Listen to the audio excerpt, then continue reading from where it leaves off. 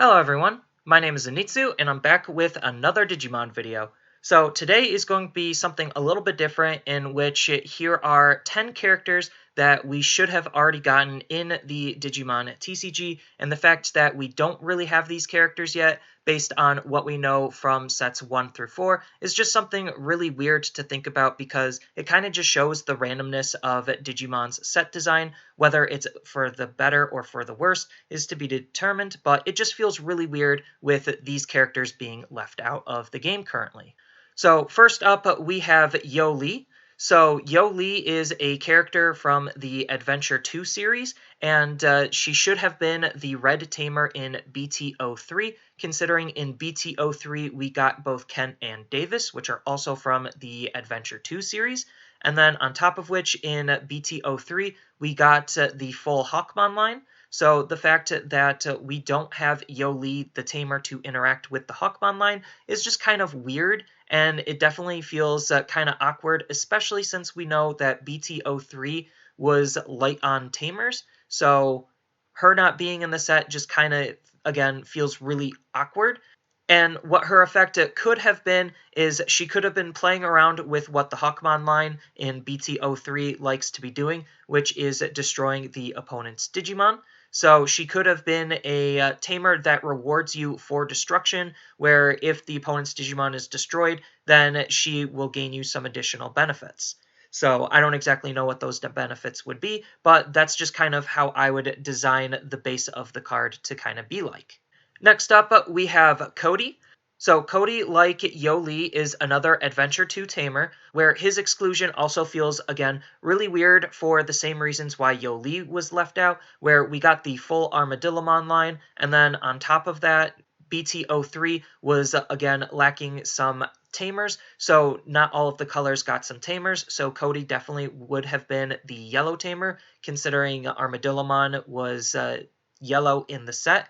The awkward thing about Cody, if we're going off of the information we have of BT03, is the fact that Armadillomon's line doesn't really have a clear synergy. So he could have just been a more neutral type tamer, where he just has a very vague effect, and that vague effect could have been centered around with the security in some way, because we already know that yellow as a color is playing around with security as a resource, on top of recovery, on top of just doing a whole lot of interesting things with the security. So he could have been a card to just further interact with the security in some way, shape, or form, considering, again, Armadillomon didn't really have much of a clear line in terms of how he wants to be played. But again, the exclusion of Cody feels very awkward for the same reasons as Yoli, where it was an O2 tamer that had a defined color and was just completely excluded from the set. Next up, we could have had Takato. So Takato could have been an additional red tamer in the BT02 expansion, where we already got a additional blue tamer in the form of Rina. So it's not like they couldn't have added an extra red tamer into the set as well, considering, again, we already got an extra blue tamer. Yes, it would mean that we would get a little bit higher on the tamer side, but if we get results like BT03 again, where we just don't get a whole lot of tamers, then I feel like some sets can go a little bit heavier on the tamers. But as far as what Takato could have been doing if he was a card, is that he could have been interacting and supporting with the Guilmon line, where the Guilmon line likes to have the opponent have 5 cards or more in their trash, and they could have had a tamer that gives you additional bonuses for the opponent having 5 or more cards in their trash. So the extra bonuses could have literally been almost anything. Again, this is just more of a vague template on how I would have designed the card if the card was going to be made. But the fact that, again, he kind of had his full line and was excluded definitely feels really, really awkward. Especially since we know the Guilmon line, at least in terms of War Growlmon and Gallantmon, want to have a red tamer on the field, and the fact that they don't have their red tamer, again, just makes it feel really awkward. Next up, we have Henry.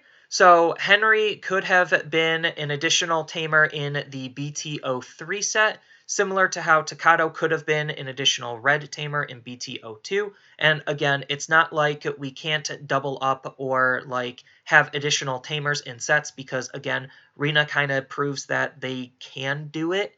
his exclusion definitely feels really, really weird. And then his effect in terms of like a more vague ability could have been supporting what the Terriermon line is doing, where it wants to interact with the fact that the opponent has suspended Digimon, and then you'll gain an additional bonus for the opponent having a suspended Digimon. So I'm not saying this is exactly how the card should be. Again, this is just templates of how I felt like the cards could have been designed if they were in the game already. But again, the fact that Henry isn't really in the set, even though we basically got the full Terriermon line, except for the Digitama, just kind of feels a little weird. But this one has a lot less of an argument considering the Terriermon line doesn't really need or interact with tamers, and this would just be a tamer to interact with the fact that the opponent has rested Digimon down, which is a really big part of Green's identity in BT03, because that means he could also interact with Sarismon, and Sarismon having the ability to basically rest the opponent's Digimon down would make for some really interesting synergy and would make him for a really interesting tamer if he was in the game, if he was designed this way. Next up, we have Takuya and Koji. So I know I'm kind of cheating by lumping these two together, but they could have been two additional tamers in BT04 for red and blue respectively, and I kind of think that they really should have been in the set considering red and blue, a good part of it really wants to interact with hybrid Digimon, and a lot of their cards that interact with hybrid Digimon are kind of like mirrors or foils of each other, where it's just like they are doing very similar things, and I feel like I'm just lumping these two together because they could have been, again, the foils of one another, where they're just doing the same thing but for their respective colors. And they could have been doing something very, very simple just to support hybrid Digimon, and they probably could have had just like a generic on-play effect, where you just get to check the top X cards and then add all or one hybrid card among them into your hand. Just something very, very simple. I don't necessarily think we're ready for tamers with inheritable skills, because that kind of just feels really weird considering all tamers follow this very similar template. So I don't necessarily think we're ready for that, but the fact that we could have had very nice tamers to support hybrid Digimon, and they probably could have been really low costed just to, again, support that we want to get a tamer out really quickly and efficiently so we could start digivolving on top of them with all of the hybrid cards, definitely would have made for something really, really interesting. And again, the fact that they're just not in the set when basically almost all of their lines are, just again, feels really, really awkward considering like they're tamer based and these are their tamers, and yeah, it just again is awkward. Next up, we could have had Eisemann. So Eisemann could have been basically a replacement of where Roachmon is in BT04, and like you really didn't need to do anything else to him. But the fact that we already are getting Nidhoggmon and Orochimon in BT04, and this evolves into Orochimon, and then Orochimon evolves into Nidhoggmon, kind of, again, supports the whole idea that he really should have been in the set, considering, like, he's just part of their evolution lines. And then as far as what his ability could have been doing is he could have been basically everything that Roachmon was, just instead of Roachmon, it's now Eisemann. Or he could have had an additional ability to interact with Digiburst in some way, considering we know that Nidhoggmon is the end of his evolution line, and Nidhoggmon has a really powerful Digiburst ability. So he could have been more Digiburst support for Nidhoggmon. It just, again, feels really weird and awkward that we're getting these incomplete evolution lines, and the fact that, for whatever reason, they're leaving certain Digimon out, again, just feels really awkward. So Eisemann, for sure, I would have thought would have made it in the set after seeing Nidhoggmon get released and spoiled so early, but I guess he's not, and it just, again, feels really awkward that he's not in the set, considering we are getting Orochimon and Nidhoggmon. Next up, we could have gotten Weymon. So Weymon is kind of like a more classical type Digimon, where he's just a very old Digimon, considering he was in the franchise from the very beginning with the first adventure show, and he was a very prominent character in that. And then as far as where he could have been in the game, he could have been where Cerberumon was in BT01. Like, we didn't really have anything that really supports Cerberumon, so the fact that Cerberumon was in the set just, again, feels really super random, and they could have done something a little bit more meaningful, like put in Weymon in, especially since we already have Dolphmon, and Dolphmon digivolves into Weymon, so again, it just feels very disconnected, especially since we know in BT02 we already got Sundramon, so like Sundramon also digivolves into Weymon, so it kind of supports all of that. And again, it just feels really weird that he's not in the game. And on top of which, he could have had an effect that basically just fits with the reduction or the opponent having a Digimon without Digivolution sources to kind of just more support that theme because, you know, Dolphmon supports it and Sundramon supports it. So, like, if Weymon was in the game, it's obvious that he probably would support that already. But again, it just feels really weird that he's currently not in the game. Next up, we could have had Pandemon. So Pandemon could have been where Bastimon is in BT03. There was really no reason why Bastimon needed to be there in BT03 when Pandemon could have just literally been the exact same card. I don't necessarily think we really needed Pandemon to be anything else but what Bastimon currently is.